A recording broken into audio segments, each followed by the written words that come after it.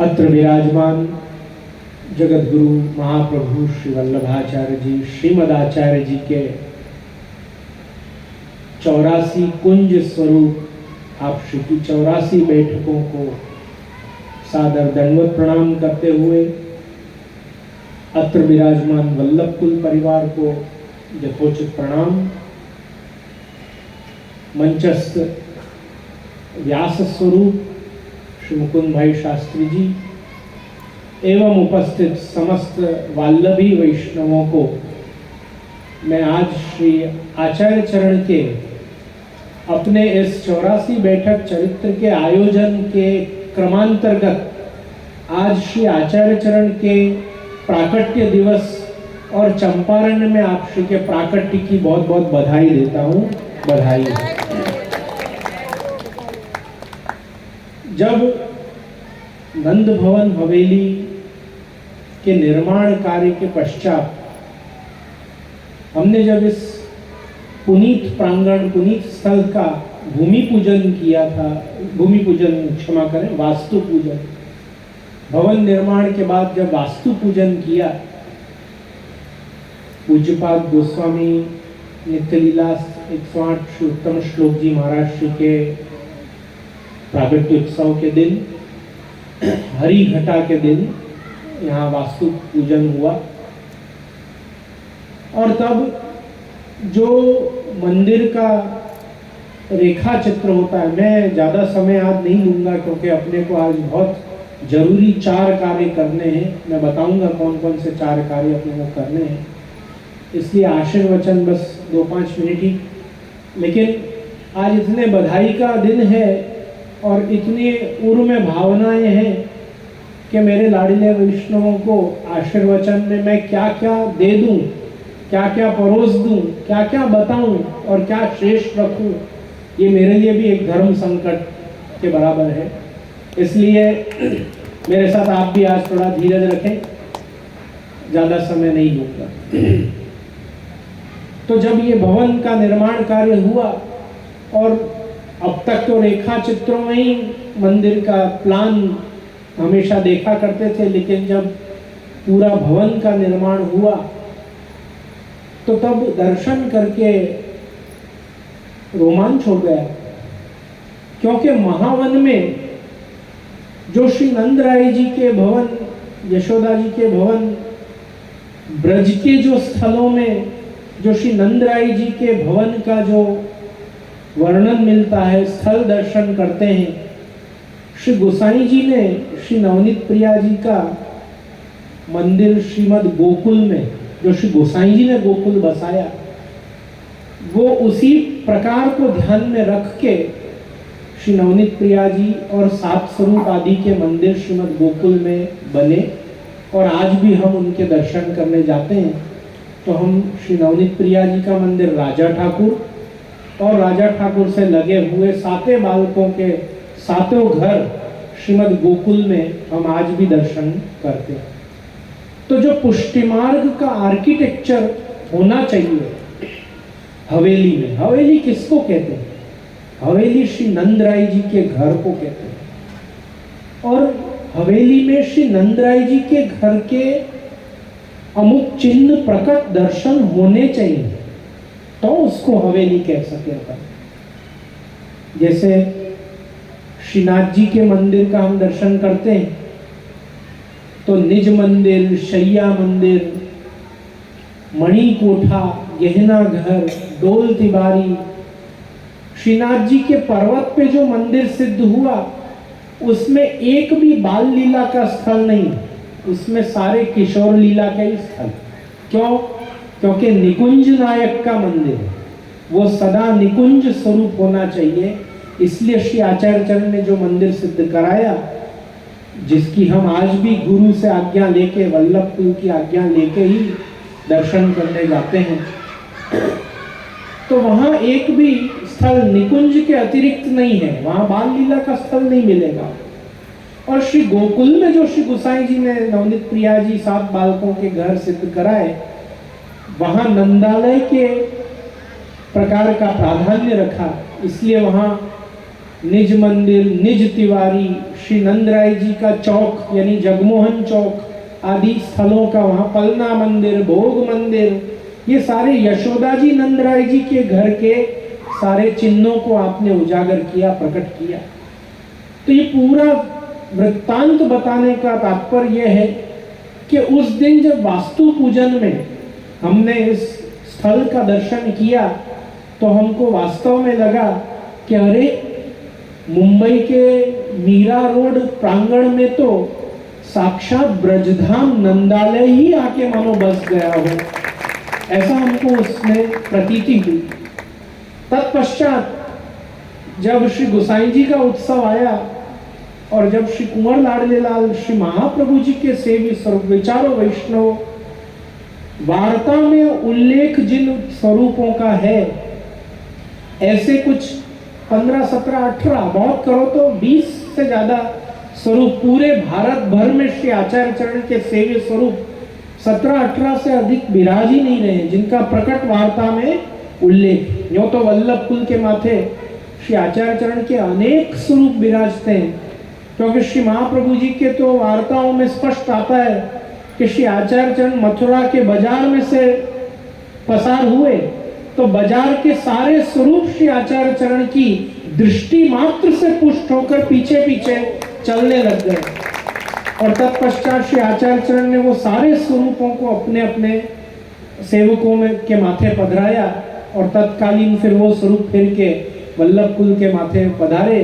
तो यूं तो श्री आचार्य चरण के सेवे बहुत स्वरूप हैं, लेकिन श्री महाप्रभु जी ने स्वयं अपने हस्त से अपने सेवकों को हाथ दिए पुरुषोत्तम, जो आता है कि ये मेरो सर्वस्व है, या तो अपनो सर्वस्व करी जानियो।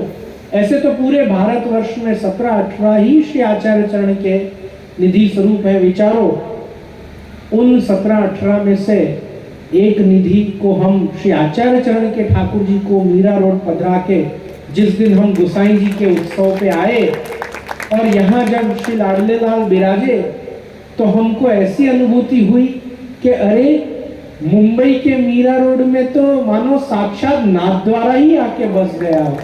तो यहाँ श्री नवनीत प्रिया जी, श्रीनाथ जी सुख देने अपने भगवती वैष्णव को आ गए हों। तो कुछ ऐसी ही प्रतीति आज जब प्रथम बार श्री आचार्य चरण के बैठक चरित्र में चंपारण्य में आपका प्राकट्य स्थल का प्रकरण आया, तो आज नंद भवन मीरा रोड चंपारण का रूप लेके बैठा हो, मानो ऐसा ही दर्शन और प्रतीति हो रही है कि आज ब्रज नाथद्वारा और चंपारण भी परिणित हो गया हो। ऐसा श्री आचार्य चरण ने सुख अपन सबके माथे बरसा रखा है। आप जानते हैं श्री आचार्य चरण ने चंपारण्य में ही प्राकट्य क्यों लिया? क्योंकि पुराणों में वर्णन आता है कि आर्यवर्त जो है वो स्वयं ब्रह्म रूप है। ये जो भारत देश है अपना, ये स्वयं नारायण स्वरूप है, और इसमें जो 3 नदियां बहती हैं, मुख्य प्रमुख नदी गंगा, यमुना, सरस्वती, ये तीनों ही ये नारायण की पटरानी है, ये नारायण की स्वामिनी है। इसलिए श्री आचार्य चरण ने गंगा, यमुना और सरस्वती तीनों को पति का सुख दिया है अवतार लेकर। श्री महाप्रभु जी ने श्री यमुना जी में तो अनेक लीलाएं की ही हैं। अपनी तो प्रथम बैठक का प्रारंभ ही गोविंद घाट से होता है, श्री यमुना जी के पुलिंग से, और कैसा रसरूप वर्णन आता है। देखो कि श्री महाप्रभु जी की बैठक यात्रा जो है, बैठक चरित्र का जो विवरण है, वो श्री गोकुलनाथ जी ने चंपारण से शुरू नहीं किया। कहां से होना चाहिए? चंपारण से होना चाहिए, जहां जब श्री महाप्रभु जी का प्राकट्य हुआ वहां से होना चाहिए, तो वहां से नहीं है। बैठक चरित्र का प्रारंभ कहां से है? गोविंद घाट पे जो श्री आचार्य चरण की श्रीमद गोकुल में जो बैठक है वहां से प्रारंभ। क्यों? तो बैठक चरित्र में स्वतः ही आ रहा है कि रावल से लेकर ठकुरानी घाट तक स्वामिनी जी की हद है, और महावन से लेकर और गोविंद घाट तक ठाकुर जी की सीमा है, और दोनों के लीला मध्यपाती श्री आचार्य चरण गोविंद घाट ठकुरानी घाट के मध्य विराज के, और लीला का न्याय कर रहे हैं, ऐसा श्री आचार्य चरण का युगल स्वरूप है, आपका स्वरूप बताया गया।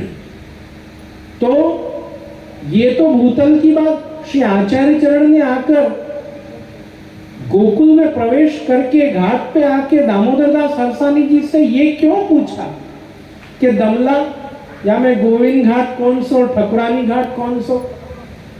उससे श्री आचार्य चरण का तात्पर्य यह है कि दमला यानी ललिता जी से पूछ रही है श्री स्वामिनी जी कि देखो अपने गोलोक में भी श्री आचार्य चरण का स्थान यानी युगल स्वरूप के मध्यपाती, लीला के मध्यपाती श्री आचार्य चरण का स्वरूप लीला में गोलोक में भी तो गोविंद घाट ठकुरानी घाट के मध्य में ही है। तो इसलिए ये बताने के लिए कि देखो भूतल पर भी अब प्रथम बैठक का स्थापन श्री आचार्य चरण का वो श्री गोकुलनाथ जी बता रहे हैं कि जैसा लीला में श्री आचार्य चरण का स्वरूप है वैसा ही श्री आचार्य चरण का स्वरूप आपने भूतल पे भी प्रकट किया। जैसे बहुत सूक्ष्म में मैं आपको बताऊं कि पुष्टि मार्ग में प्रत्येक वस्तु के तृतीयात्मक स्वरूप है। गिरिराज जी के 3 रूप हैं, कौन कौन से? एक स्वयं कृष्ण रूप, एक पर्वत रूप और एक हरिदास वर्य सखा स्वरूप। श्री यमुना जी के 3 रूप है, कौन कौन से? पटरानी स्वरूप, तीर्थ रूप और जल स्वरूप। अपन धर्मशाला में जिस जल से नहाते हैं वो श्री यमुना जी के भौतिक जल से नहाते हैं। अपन पूजन कहाँ करने जाते हैं श्री यमुना जी का? घाट पे जाके, जहां श्री यमुना जी के आध्यात्मिक, आदि दैविक और आदि भौतिक तीनों स्वरूप जहां प्रकट दर्शन देते हैं वहां हम श्री यमुना जी का पूजन करते हैं। ताजमहल के पीछे भी यमुना जी बहते हैं, कभी सुना है, देखा है वहां पूजन करते हुए? कोई बोले तो अरे यहाँ पर यमुना जी तो है, अहिया कर लो, ત્યાં જવાનું શું જરૂર? ऐसे नहीं होता है। जहाँ श्री यमुना जी का तृतीयात्मक स्वरूप प्रकट होता है पूजन वहां होता है। जहाँ श्री गिरिराज जी का तृतीयात्मक स्वरूप प्रकट होता है, श्री गिरिराज जी के पूजन के अद्यावधि परंपरा से 2 ही स्थान, एक पूजनी शिला जहाँ श्री महाप्रभु जी ने पूजन किया जिसको आज हम मुखारविंद कहते हैं, और एक इंद्रमान भंग जहाँ इंद्र ने पूजन किया। श्री गिरिराज जी का पूजन 2 ही जगह पे होता है। जहाँ गिरिराज जी की शिला दिख जाए वहाँ दूध का लोटा उड़े, ऐसा नहीं होता है। पुष्टि मार्ग में नहीं होता। मर्यादा मार्गियों को ज्यादा जानकारी नहीं होती, इसलिए वो कहीं भी कर लेते होंगे। आज भी परंपरा से पूजनी शिला पे करो या इंद्रमान भंग पे करो, 2 ही जगह गिरिराज जी का पूजन होता है, वहां तीनों स्वरूप प्रकट विराजते हैं। आज जो मैंने आपको कहा है कि आपको 4 कार्य जरूरी करने हैं घर जाने से पहले, उसमें सबसे पहला कार्य करना है कि अपन सबको मिलकर श्री कुंवर लाल के शयन के दर्शन करने हैं। आप दर्शन देने को उत्सुक विराज रहे हैं। ये तो ठाकुर जी का कार्य, श्री जी बाबा का कार्य आपको करना है कि उनको अपना मोड़ा दिखाना है ठाकुर जी को। श्री भागवत जी में लिखा है कि जब हिरण और हिरनिया अपने कमल जैसे नेत्रों को उठाकर जब ठाकुर जी के वेणुनाद करते दर्शन करती हैं, तो ठाकुर जी मानो उनके नेत्र रूपी कमलों को अपने चरण में चढ़ाने की सेवा मानते हो। ऐसे हिरनियों के प्रति ठाकुर जी अपना ऋण प्रकट करते हैं कि अरे तुमने इतनी प्यार भरी नजर से मुझे देखा, मानो किसी भक्त ने मेरे चरण पे कमल चढ़ाया हो। तो पुष्टि मार्ग में दर्शन करना भी एक सेवा है, ठाकुर जी के सुख का काम है कि वल्लभी जीव होकर वल्लभी का मुख वल्लभ के वल्लभ को दिखाना, ये एक बहुत बड़ी सेवा है पुष्टि मार्ग। तो अपन को एक कार्य श्री जी के सुख का ये करना है कि ठाकुर जी का दर्शन करना है। दूसरा कार्य श्री आचार्य चरण का जिन जिन मनोरथियों ने मनोरथ धराया है वो सब हमारे संग मिलके आज की 12 बैठक जी का धोती उपरना जारी चरण स्पर्श का सुख लेंगे। तीसरा कार्य आप सभी वैष्णवों को श्री यमुना जी का करना है कि जो श्री यमुना जी के जल शुद्धिकरण का जो एक बहुत बड़ी मुहिम अपने भगवदी वैष्णव और वल्लभ कुल बालकों के आशीर्वाद से ही चल रही है, वो मुहिम के श्रेष्ठी जन, कार्यकर्ता जन अपने हवेली के द्योड़ी द्वार के बाजू में विराज रहे हैं, बैठे हैं। आपको मेरी आज्ञा है एक वल्लभी वैष्णव होने के नाते अपना फर्ज निभाओ और वहां जाकर अपना हस्ताक्षर और जो भी प्रक्रिया है वो जरूर पूर्ण करो। ये श्री यमुना जी के भौतिक स्वरूप की सेवा है कि श्री यमुना जी का जल जो शुद्ध होना चाहिए, जिससे श्री यमुना जी के तीर्थ का लालित्य और बढ़ेगा, श्री यमुना जी के स्वरूप और बढ़ेगा। श्री यमुना जल शुद्ध होगा तो अपने अपने घर विराजमान प्रभु और हवेली में विराजते श्री आचार्य चरण के सेवित स्वरूपों को झारी में और शुद्ध जल प्राप्त होगा। इसलिए अपना अपना वैष्णवी फर्ज निभाना है कि आपको जाके श्री यमुना जी की ये सेवा करनी है कि अपना अपना हस्ताक्षर वहां प्रदान करना है। और चौथा कार्य आपको मेरी एक सेवा करनी, मेरा एक काम करना है कि कड़ी का प्रसाद लेके ही घर जाना है। तो ये मेरे लिए आप वैष्णवन की सेवा होगी। श्री आचार्य चरण ने भारत स्वयं नारायण रूप है, उसमें बहती नदियां स्वयं पटरानी रूप है। भारत का जो मध्य भाग है उसका नाम ही मध्य प्रदेश है। उसका नाम क्या है? मध्य प्रदेश। वो भारत का हृदय है, सबसे मध्य रहने वाला हृदय है। और यदि आर्यवर्त को ठाकुर जी का स्वरूप मानो और ठाकुर जी के स्वरूप में मध्य भाग में मध्य प्रदेश को भारत का मध्य मानो, हृदय मानो, तो वहां तो श्री स्वामिनी जी का वास होना ही चाहिए। तो श्री स्वामिनी जी का वास भारत में मध्य में सिद्ध हो, इसलिए चंपारण्य में श्री आचार्य चरण ने प्राकट्य लिया। ये बार अवतार ब्रज में पुनश्च नहीं लिया, क्योंकि ब्रजभूमि को तो आपने सनाथ किया ही है, लेकिन ये अवतार तो वो अवतार है कि जिसमें सारस्वत कल्प में भी जो जो क्रम अवशिष्ट रह गए, जो जो विहार स्थली लीला स्थली जीवों का उद्धार जो उनमें नहीं हुआ, उन लीला सृष्टि का उद्धार करने श्री आचार्य चरण पधारे हैं।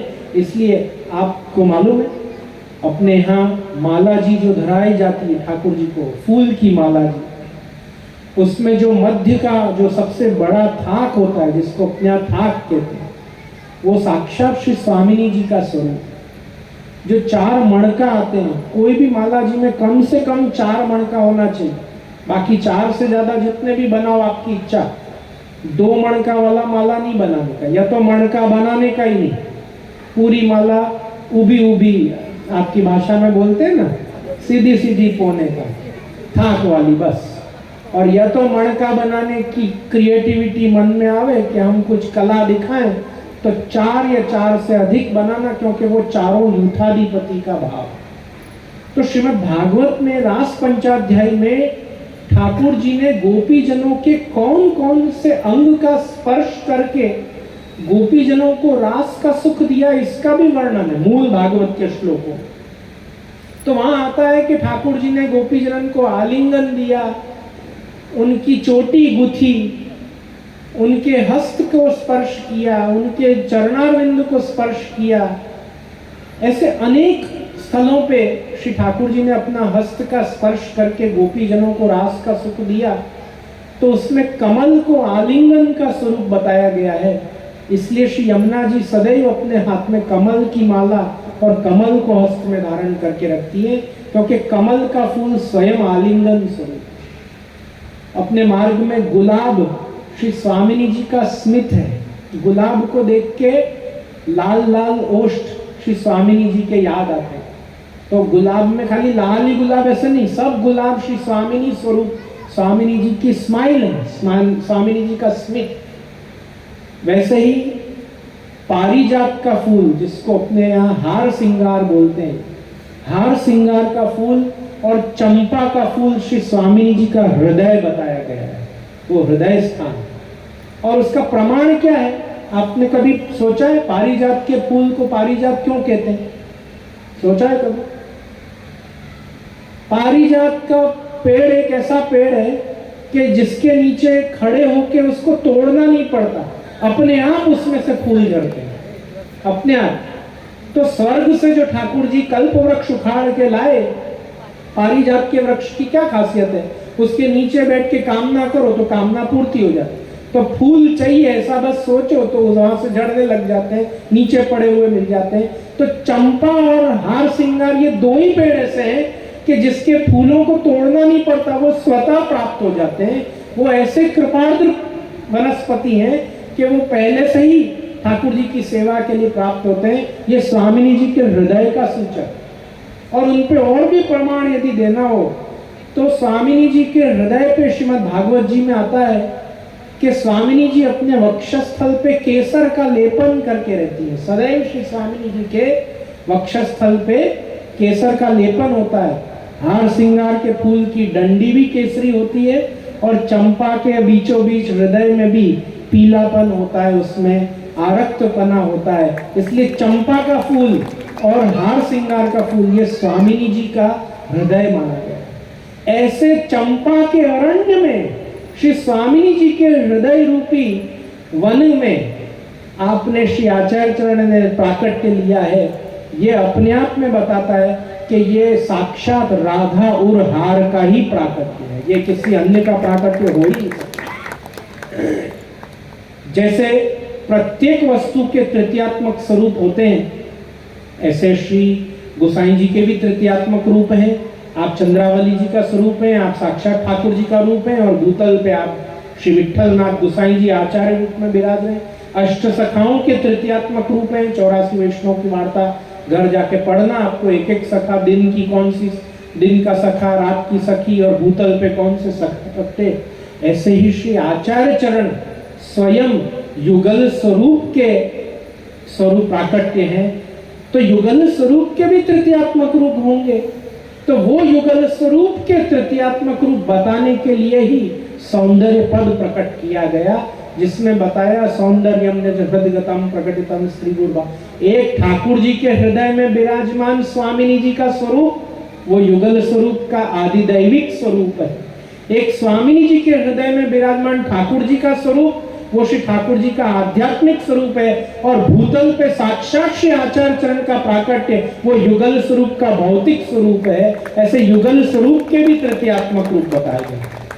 प्रत्येक वस्तु आपके और हमारे भी तृतीयात्मक रूप, लेकिन वो सेवायाम वा कथायाम वा यस्या शक्तिर दृढ़ा भवेत्। जब सेवा कथा सेवा कथा सेवा कथा का क्रम निरंतर चालू रहेगा, तब हमको हमारे मूल स्वरूप का ज्ञान होगा कि हम लीला में कौन सी सखी हैं, लीला में कौन से सखा हैं। इसके लिए सेवा और कथा का निरंतर ये चाहिए। तो आपको आज श्री आचार्य चरण के कुलोद्भव आचार्य आसन से आपको मैं 4 चीज की आज्ञा दे रहा हूं। आपको वो करना ही है। ठाकुर जी का दर्शन, श्री यमुना जी के सिग्नेचर कैंपेन में आपका सहयोग, श्री आचार्य चरण के बैठक जी का यथोचित सेवा प्रकार, और कर्ण का प्रसाद लेकर ही आप सब वैष्णव घर जाएं। पुनश्च कल बेग बेग श्री आचार्य चरण की उत्तरोत्तर बैठक चरित्र, लीला चरित्र, युगल स्वरूप के आनंद का लेने कल आपके कहते हैं ना, आज सवने जय श्री कृष्ण काले वेला आओ, तो काले वेला वेला आओ जो यही आशीर्वाद देके मैं आप सबको, अपन सब आश्रय का पद करते हैं, श्री आचार्य चरण के आश्रय में अपना स्थान हो, यही शुभकामना सब आशीर्वाद प्रदान करते हैं। दृढ़ चरणन केरो भरोसो, दृढ़ चरणन केरो, श्री वल्लभ नख चंद्र छटा बिन, सब जग मांझ अंधेरो भरोसो, दृढ़ चरणन केरो, साधन और नहीं आकली में, जासो होय निवेरो, सूर कहा कहे द्विविध अंधेरो, बिना मोल को चेरो भरोसो, दृढ़ चरणन केरो। श्री गिरिराज